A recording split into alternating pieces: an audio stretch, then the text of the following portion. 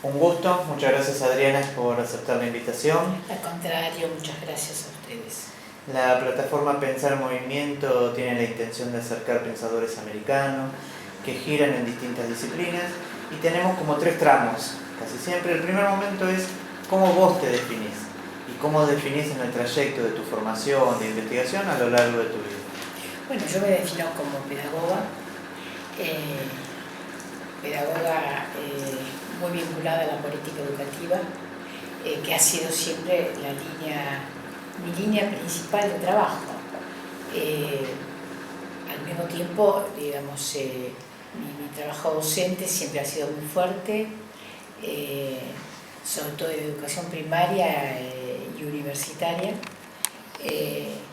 También, digamos, ha sido muy fuerte durante los primeros años de mi carrera digamos, en educación artística, yo diría, en el complemento de aquello que la escuela no alcanzaba a dar durante muchísimos años. Ahora, en la década pasada, realmente se ha trabajado mucho en las escuelas en música, bueno, las orquestas, por ejemplo, en plástica, pero digamos, en mi época estaba fuera de las escuelas, ¿no? Así que bueno, pero mi línea fue entonces docente y de, digamos, producción, escritura en político educativa. Si vos tenés que definir cuáles fueron los conceptos que dirigía tu práctica en los primeros momentos de tu carrera, sí, y después en la impronta profesional, ¿cuáles fueron y por qué fueron cambiando? Bueno, lo que pasa es que, a ver, yo puedo recordar que tuve una influencia desde la escuela primaria por una directora que era una militante de la escuela activa, de escolanovismo, y que a partir de ese momento estuve muy motivada por una línea que en ese sentido no abandoné nunca, que fue, digamos, la búsqueda de un vínculo que años después podríamos haberlo llamado un vínculo dialógico, ya con Paulo Freire, ¿no? O sea, para mí el encuentro con Freire fue algo muy, muy interesante, que tengo extraordinarios recuerdos, y me proporcionó el lenguaje, un lenguaje que enriqueció aquel lenguaje que venía, digamos, de las experiencias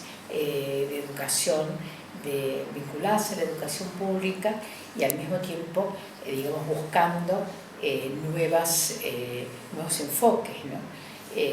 De manera que yo diría que desde el punto de vista de mi carrera como pedagoga, las dos influencias fuertes, la influencia fuerte fue la escuela activa, en el marco del normalismo, ¿no? O sea, en el marco de, yo soy maestra normal nacional, y en el marco digamos, de la tarea docente.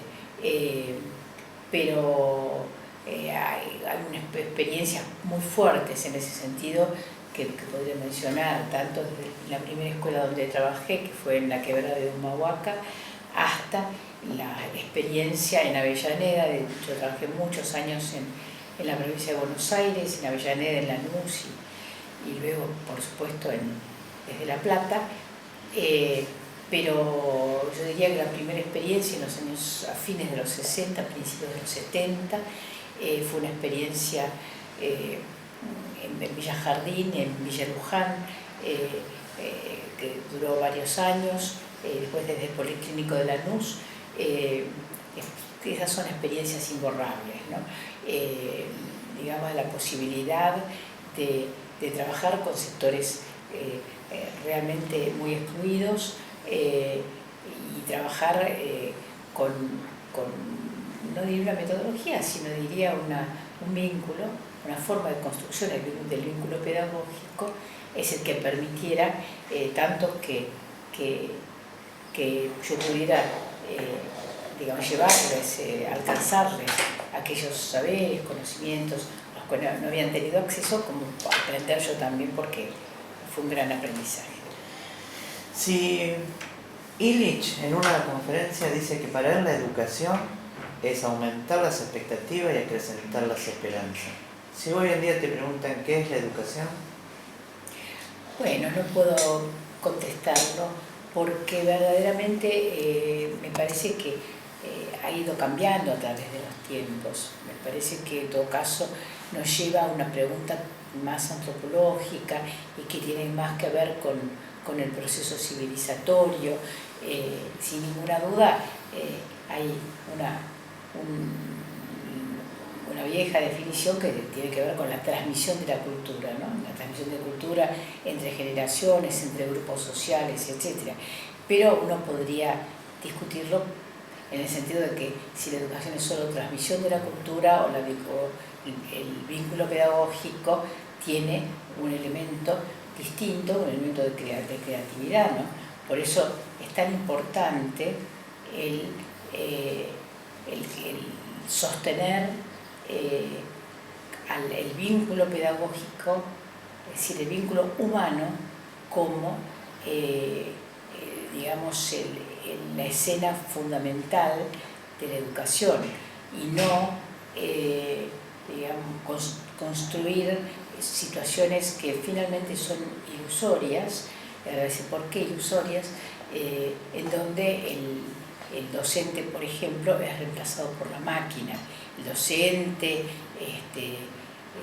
la madre o el padre, el adulto, digamos, o el que enseña, ¿no? El joven que enseña o el que le transmite algo es reemplazado por la máquina. Digo que es ilusorio porque eso es la destrucción del proceso educativo. Entonces, no creo que pueda pasarse a otra etapa en donde sea superior la escena del chico con la computadora, en la computadora el programa de Pearson y luego la evaluación hecha también por la empresa Pearson, la gran editora inglesa, que es la productora, por ejemplo, del test PISA y una de las 4 grandes productoras de contenidos, ¿no? Entonces, digamos, esa escena, que es la escena anhelada por las 4 grandes grandes corporaciones, Amazon, Microsoft, Apple, también Pearson, Google, sí, 5, ya puse 5, pero no más. Es decir, que son en este momento las que controlan no solamente el mercado del hardware, sino el mercado del software y vía la Organización para el Comercio y el Desarrollo Económico, es decir, que penetran por los caminos de la educación. Sí, y estructuran una forma de pensar en lo cotidiano. Por supuesto, porque como la vinculación entre educación y comunicación, como sabemos, es muy importante, en todo caso es difícil en algunos casos el marcar el límite, pero digamos que hay una articulación importante y que todo proceso educativo contiene un registro de comunicación y viceversa, por la vía de los grandes cambios, que no son solo tecnológicos. La culpa no es de la tecnología, la culpa es de quienes la producen, la manejan y la orientan, ¿no? Entonces, con los grandes cambios tecnológicos en el sentido del mercado, ha habido efectos fuertes sobre la educación, pero el problema no son los que ha habido, sino el grado de destrucción de los sistemas escolares que se está produciendo como un plan consciente, ¿sí? Hacia el futuro, ¿sí? Pensando hacia el futuro, para ir siendo reemplazados por otro tipo de transmisión de la cultura. Por eso yo soy muy cuidadosa con el término educación. Si uno puede diferenciar en tu trayecto 2 grandes tramos, uno teórico y uno práctico de gestión. En el campo de la gestión, para los destinatarios que van a escuchar este registro audiovisual. ¿Qué hay que tener en cuenta para gestionar la educación? Bueno, la enorme responsabilidad que eso significa. O sea, si hablamos de gestión, hablamos de cargos políticos, ¿no es cierto? De cargos, yo fui ministra de Educación de la provincia de Buenos Aires, y la preocupación permanente es lo más elemental, o sea, que las escuelas estén bien construidas y sean seguras. Es decir, que haya escuelas. Hoy en la provincia de Buenos Aires no podemos decir que tenemos escuelas, tenemos restos de escuelas o tenemos escuelas en condiciones inhabitables, lo cual es inconcebible, con lo cual esa es la primera preocupación. Y yo nunca me voy a olvidar de despertarme todas las mañanas, todas, y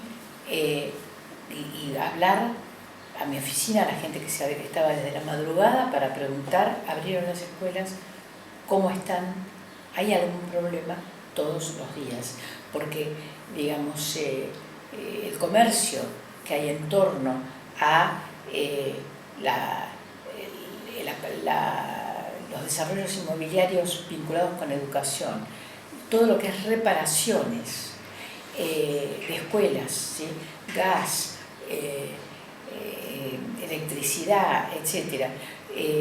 Es tremendo, es tremendo. Igual que con la comida, si digamos, alrededor de eso hay gente que hace esfuerzos enormes porque los chicos estén bien alimentados, y hay gente que hace comercio con el alimento de los chicos, ¿no? Entonces realmente el tema de las licitaciones, bueno, estas son preocupaciones fundamentales, porque lo que pasa es que creo que el primer precepto de cualquier funcionario es: no se roba, y la primera atención debe estar siempre en la buena administración.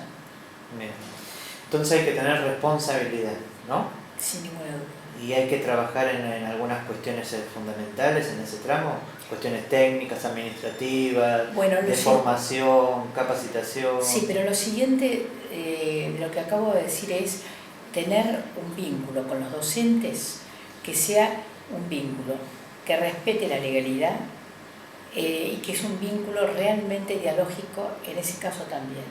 O sea, por eso la convención colectiva de trabajo, la paritaria docente, al menos en mi experiencia, es el mejor lugar como para tener un diálogo permanente. En la paritaria docente se discuten todos los temas que acabas de mencionar.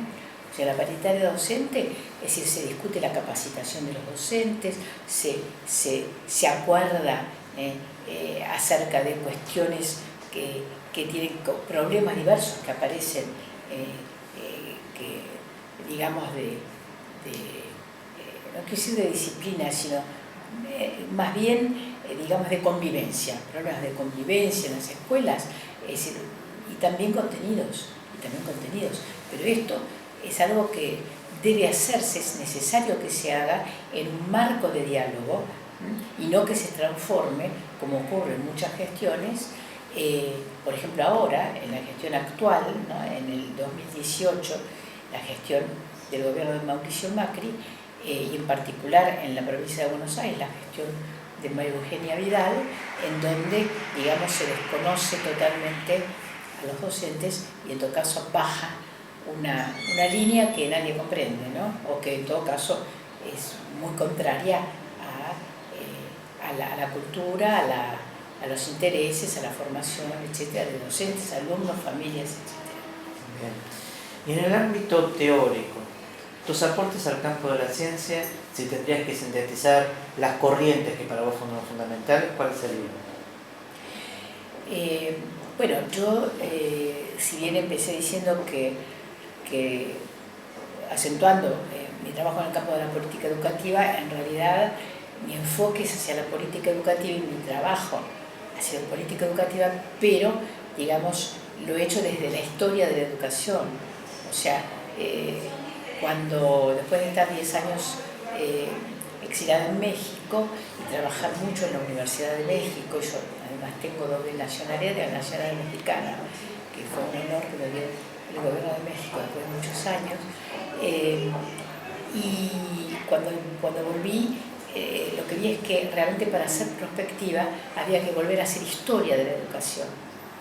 Y entonces fue que él, desde la Cátedra de Historia de Educación Argentina y Latinoamericana de la Universidad de Buenos Aires, con el equipo, yo siempre he trabajado en equipo, para mí eso es fundamental, fundamental. Hicimos durante 7 años, hicimos 7 años y algo, sí. Hicimos una serie que se llama Historia de la Educación en la Argentina, que es de 1880 hasta 1983, y que en este momento estamos trabajando un nuevo tomo de la Historia de la Educación Argentina, después de, el último se publicó hace como 15 años. Lo publicó la editorial Gala, la que nos llamó ahora, me llamó para que hiciera el tomo 9, son 8 tomos. Entonces, digamos, es un enfoque de todas las corrientes de la educación pública en la Argentina, en donde digamos, hay mucho material, hay mucha investigación acerca de tanto la corriente normalista tradicional como de lo que nosotros llamamos los democráticos radicalizados, es decir, todo el espectro de inspectores, docentes, que, bueno, influidos justamente por John Dewey, por María Montessori, es decir, de Crowley, es decir, yo pensaba algo con el principio, la corriente de la escuela activa, pero también por el pensamiento socialista y en parte por el pensamiento anarquista, y que sobre todo en la primera mitad del siglo XX tenían fuertes propuestas de, digamos, de participación de los alumnos, de escuelas más cooperativas, de un tipo de enseñanza mucho más activa, ¿no? Más práctica. Y hemos trabajado mucho porque hay mucho material que ha sido ocultado. Hay una historia oficial de la educación en la Argentina, que es la de la escuela regia, etcétera, que fue efectivamente la hegemónica. Pero adentro de las aulas pasaba otra cosa en muchísimos lugares, y además hay muchísimas publicaciones, ¿no? O sea, se sacaron muchas revistas de esta corriente. De hecho, cuando yo mencionaba al principio que la directora de mi escuela primaria era de la escuela activa, y estoy hablando de hace muchos años. En esa síntesis del recorrido histórico del campo educativo, si uno tendría que hacer saltos en la lógica del pensamiento formal, dialéctico, hay otro que tiene que ver con la convivencia, ¿no? Si nos quedamos en la confrontación, por un lado está Simón Rodríguez, pero por otro lado está Sarmiento, pero por otro lado está Freire, ¿no? Está Ticio, ¿cómo se llama un brasileiro del norte de Brasil, de Bahía, que es encantador? Anísio Teixeira. Digo, hay como varias vertientes, ¿no? en esa lógica, pero la mayoría de las cosas conviven. ¿Cuáles son los saltos hoy en día de pensamiento que tenemos? ¿Hay netamente hegemonía? ¿O hay otros antagonismos en el campo de la educación? ¿O hay otros campos invisibilizados? Yo creo que en este momento se dan todos los registros que mencionas. Me parece que, en primer lugar, digamos, hay una contradicción principal, que es entre las grandes corporaciones y la educación pública. Esto es muy importante porque, digamos, arma el escenario de cualquier otra de las discusiones.